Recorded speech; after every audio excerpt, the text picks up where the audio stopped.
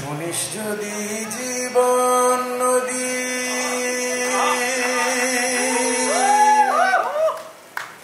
শুনিস যদি জীবন নদী মাপতে যাবি না, শুনিস যদি জীবন নদী মাপতে যাবি না, ও তুই জলের পিঠে জল কুড়বি, জলের পিঠে, জলের পিঠে জল কুড়বি, কিনার পাবি না। শুনিস যদি জীবন নদী খেপারে।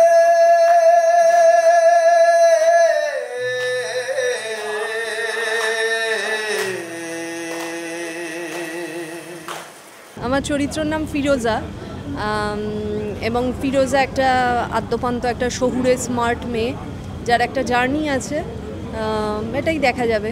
জীবন তো সবসময় আশ্চর্য। জীবন তো তুমি জানো না, জীবনকে কেউ প্রেডিক্ট করতে পারে না, কেউ প্রেডিক্ট করতে পারে না। মানে সে রাজা হোক বা সে ফকির হোক, জীবনকে কেউ প্রেডিক্ট করতে পারে না। জীবন নিজের গতিতে চলে এবং জীবন প্রত্যেক মুহূর্তে কখনো কখনো আমাদের বিপদের সম্মুখীন করে দেয়। আমরা সেই বিপদ কিভাবে কাটাবো আমাদের খুঁজতে হয়।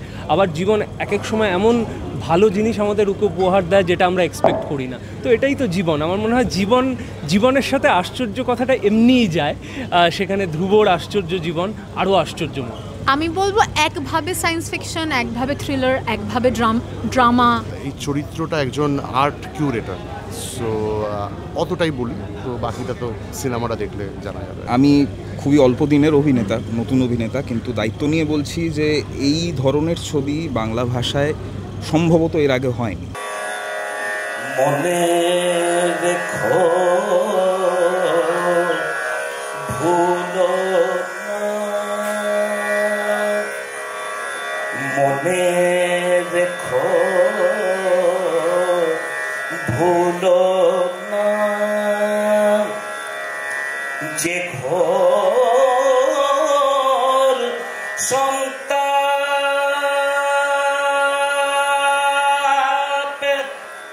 দিলে ভরসা নাহি নাহি তার তুলনা,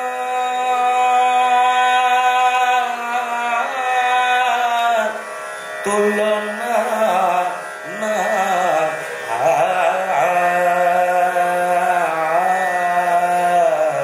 কিছু বলতে গেলে বেশি বলে ফেলা হবে, এটা এতটাই ইন্টারেস্টিং। এতগুলো বিষয়কে আমরা একটা ছবিতে ছুঁয়ে ছুঁয়ে গেছি এবং সেই বিষয়গুলো গল্পের মধ্যে যেভাবে এসেছে। ধ্রুব হচ্ছে, তুমি যদি মেট্রোতে যাতায়াত করো, ওই মেট্রো চ্যানেলে দেখবে প্রচুর ধ্রুবরা হেঁটে বেড়াচ্ছে, যারা ভাবছে যে আজকের দিনটা আমরা কি করে কাটাবো, আমার আগামী দিনটা কি করে যাবে, আমার প্রেমিকা আমাকে ছেড়ে যাবে না তো, আমার চাকরিটা হবে তো, আমি অডিশনটা ক্র্যাক করতে পারবো তো। তো প্রত্যেক মুহূর্তে আমরা যখন আশেপাশে দেখি আমরা প্রচুর ধ্রুবকে দেখতে পাই। ধ্রুব খুবই একজন কমন ম্যান। আমার সবসময় নতুন কারোর সঙ্গে কাজ করতে ভালো লাগে। আমার মনে হয় নতুন কিছু শিখতে পারি, তাদের একটা নতুন আইডিয়া আছে তাদের, এবং সত্যিই তাই, সে সেভাবেই তৈরি করেছে। একটা মানুষ তার জীবনে বিভিন্ন সিদ্ধান্ত নেয়, তো সেই সিদ্ধান্তগুলো যদি অন্যরকমভাবে নিত তাহলে কি হতো, মাল্টিভার্স বলা যেতে পারে, এরকম একটা কনসেপ্ট। লকডাউনে দেখেছিলাম যে একটা ছোট ডিসিশন কখন লাইফ কোন দিকে নিয়ে যায় সেটা বোঝা যাচ্ছে না। একটা ভুল করলে তার রেজাল্ট খুব খারাপ, এবং সেই সময়টা জিনিস মনে হলো যে আমাদের আজকের জীবনে যেখানে ইকোনমিক্যাল লাইফ খুব কমপ্লেক্স হয়ে গেছে, যে জিনিসের দাম বেড়ে গেছে এবং কেরিয়ারকে সারভাইভ করাতে হবে, তখন মধ্যবিত্ত জীবনে একটা প্রশ্ন বারবার চলে আসে যে আমি কি জীবনের আদর্শটাকে ধরে রাখবো না কম্প্রোমাইজ করব।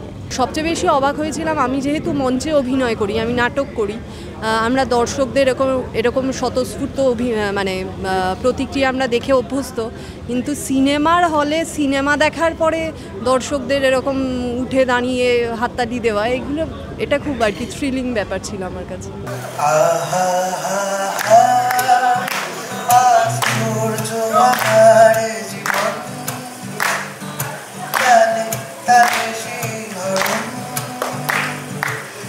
কথা বলবো তোমায়,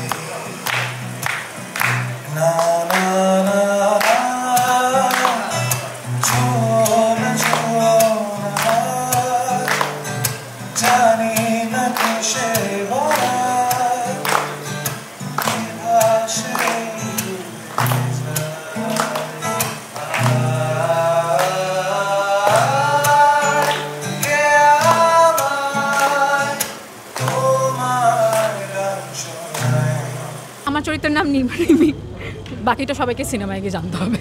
আমাদের জীবনেও যেরকম প্রত্যেক মুহূর্তে আমাদের চয়েসেস নিতে হয়, আমাদের ঠিক করতে হয় আমরা এটা করব না, এটা করলে কি হবে, না করলে কি হবে।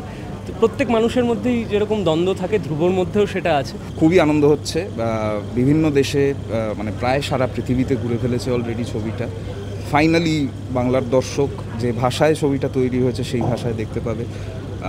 এতগুলো পুরস্কার, খুবই আনন্দ হচ্ছে। মানে আমরা খুবই সবাই মিলে, বন্ধুবান্ধব মিলেই প্রায় বলা চলে যে একেবারেই ইন্ডি ফরম্যাটে একটা কাজ করেছিলাম। কেন অডিয়েন্স থিয়েটারে গিয়ে দেখে, সিনেমাজে গিয়ে দেখে, সেটাই এখন সবচেয়ে বড় প্রাইজ হবে আমাদের জন্য। আমরা চেষ্টা করেছি আলাদা রকম কিছু করা। KIFF এটা পুরস্কৃত হয়েছিল, তো আপনারা এটা ট্রাই দিয়ে দেখতে পারেন, chance. That's all I can say as an actor, as a crew member. NABCতে অনেক ছবি ছিল, অনেক সিনিয়র অভিনেতারাও সেখানে মনোনীত ছিলেন। তার মধ্যে যে আমি শ্রেষ্ঠ অভিনেতার পুরস্কার পেয়েছি, এর সবথেকে বড় ক্রেডিট আমি মনে করি যে আমার ডিরেক্টরের। কারণ উনি এই চরিত্রটা না লিখলে, আমাকে অফার না করলে আমি করতে পারতাম। আর একটু চ্যালেঞ্জ আমরা নিয়েছি, যে আমরা ঠিক করেছিলাম যে প্রতিটা পসিবিলিটিসকে 4 জন বিখ্যাত বাঙালি আর্টিস্টকে আমরা ট্রিবিউট দেব, যারা জীবনে এই সেম কমপ্লেক্স ডিসিশনের মুখে পড়েছিল। যেমন যামিনী রায় যখন ছবি আঁকা শুরু করেন, তিনি অ্যাকচুয়ালি খুব প্রশিক্ষিত একজন ইউরোপিয়ান আর্টে প্রশিক্ষিত একজন আর্টিস্ট ছিলেন। তিনি ঠিক করেন রবীন্দ্রনাথ এবং অবনীন্দ্রনাথের ডাকে যে তিনি ইউরোপিয়ান আর্ট ছেড়ে তিনি ফোক আর্ট প্র্যাকটিস করবেন। তিনি পটচিত্র আঁকতে শুরু করেন এবং সারা জীবন সেটাই এঁকে যান। এবং যেখানে তার সমসাময়িক শিল্পীরা একটা সময় বহু লক্ষ টাকা নিয়েছে একটা ছবি বা পেন্টিং বিক্রি করার জন্য, যামিনী রায় ছবি বিক্রি করেছেন 40 টাকা, 50 টাকা, 100 টাকায়। উনি চাইতেন ওর ছবি যেন প্রতিটা মধ্যবিত্তর ঘরে পৌঁছে যায়। ধ্রুবর আশ্চর্য জীবন 28শে ফেব্রুয়ারি আসছে সিনেমাতে। প্লিজ সিনেমাটা দেখুন, কারণ আপনারা দেখলেই আমাদের এত পরিশ্রম সার্থক হবে।